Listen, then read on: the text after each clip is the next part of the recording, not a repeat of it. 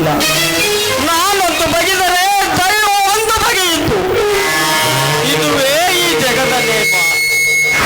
ಒಂದೆಡೆ ತಂದೆ ಸರಿ ಇದ್ದರೆ ಮಗ ಸರಿ ಇರುವುದಿಲ್ಲ, ಮಗ ಸರಿ ಇದ್ದರೆ ತಂದೆ ಸರಿ ಇರುವುದಿಲ್ಲ. ವಿಚಿತ್ರವಾಗಿದೆಯಪ್ಪ ಈ ನಿನ್ನ ಜಗದ ನೇಮ. ನಮ್ಮ ಅಜ್ಜ ಮುತ್ತಜ್ಜರ ಕಾಲದಿಂದ ನಮ್ಮ ಮನೆತಲಕ್ಕೆ ಧಾನ ಸೋಡ ಮನೆತಲವೆಂದು ಕರೆಯುತ್ತಿದ್ದಾರೆ. ಈಗ ತಂದೆಯ ಕಾಲದಲ್ಲಿ ದುಷ್ಟ ಕ್ರೂರ ಮನೆತಲವೆಂದು ಜನರು ಬರಲು ಮಾಡಿ ತೋರಿಸುವಂತಾಗಿದೆ. ಈಗ ತಂದೆಗೆ ಎದುರು ಹಾಕಿಕೊಂಡು ಕಚ್ಚವನಾಗಿ ಬಿಟ್ಟೆ. ಇರಲಿ, ನನ್ನ ದೈವದಲ್ಲಿ ಇದ್ದಂತೆ ಆಗಲಿ.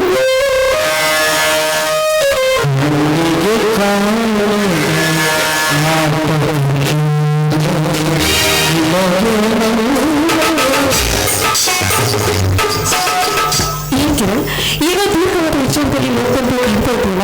ಯಾಕೆ ಯಾರಾದ್ರೂ ಏನಾದ್ರು ಅಂದ್ರೆ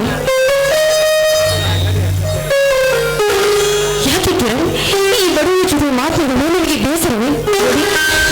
ನನ್ನಿಂದ ಏನಾದ್ರೂ ತೊಂದರೆ ಆದ್ರೆ ದಯವಿಟ್ಟು ಈ ಅನಾಥೆಯನ್ನ ಕ್ಷಮಿಸಿ. ಶಿಲ್ಪ, ಯಾಕೋ ನನ್ನ ಕೈ ಸರಿಯಿಲ್ಲ. ಈ ನಿನ್ನ ಪ್ರಶ್ನೆಗೆ ನನ್ನಿಂದ ಬೇಗ ಉತ್ತರ ಬರಲಿಲ್ಲ.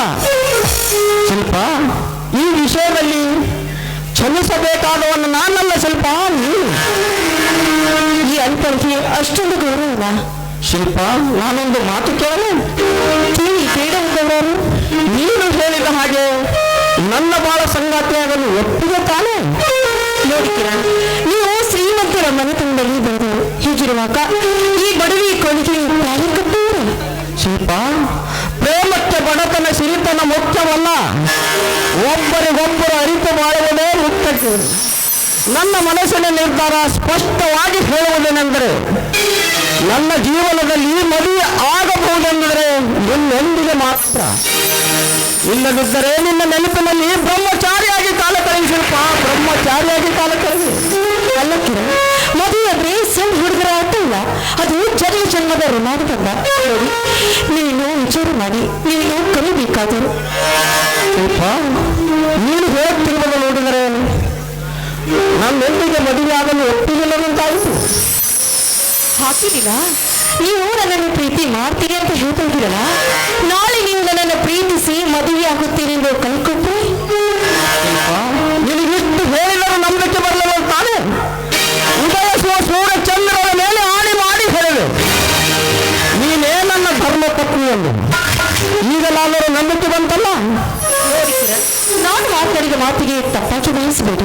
ಯಾಕೆಂದ್ರೆ ಈ ಸಮಾಜದಲ್ಲಿ ಒಂದು ಗಂಡು ಮದುವೆ ಆಗಿದ್ರು ಮತ್ತೊಂದು ಹೆಣ್ಣನ್ನು ಪ್ರೀತಿಸಿ ನಿನ್ನನ್ನು ಮದುವೆ ಆಗ್ತೀನಿ ಹಾಗೆ ಹೀಗೆ ಅಂತ ಹೇಳಿ ಮೋಸ ಮಾಡ್ತಾರೆ.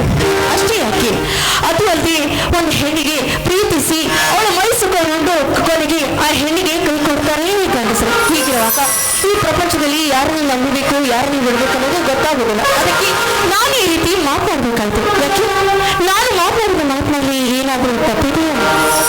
ನೀನು ಹೇಳುತ್ತಿರುವುದು ನಿಜ ಪ್ರಿಯಸಿ. ಮದುವೆ ಆಗುತ್ತೇನೆಂದು ಹೇಳಿ ಹೆಣ್ಣಿನ ಶೀಲಭಂಗ ಮಾಡಿ ನಡು ನೀರಿನಲ್ಲಿ ಕೈ ಬಿಡುವ ಗಂಡು ಜಾತಿಗಳು ಸಾಕಷ್ಟಿದ್ದಾರೆ ಇಂದಿನ ಸಮಾಜದಲ್ಲಿ. ಶಿಲ್ಪ, ನಾನು ಆ ಜಾತಿಗೆ ಸೇರಿದವನಲ್ಲ. ನಿನ್ನನ್ನು ಎಂದು ಮೊದಲು ನಾನು ನೋಡಿದ್ದೇನೆ ಅಂದೇ ನನ್ನ ಮನದಲ್ಲಿ ತೀರ್ಮಾನ ಮಾಡಿಬಿಟ್ಟೆ. ಏನೆಂದು? ನೀನೇ ನನ್ನ ಧರ್ಮಪತ್ನಿ ಎಂದು. ಈ ಬಡವಿಯ ಮನೆಗೆ ನೀನೇ ನನ್ನ ಬಾಳಿನ ರಾಜಕುಮಾರ.